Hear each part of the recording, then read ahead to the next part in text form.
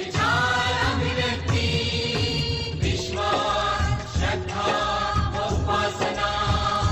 यांचे स्वातंत्र्य दर्जाची व संधीची समानता निश्चितपणे प्राप्त करून देण्याचा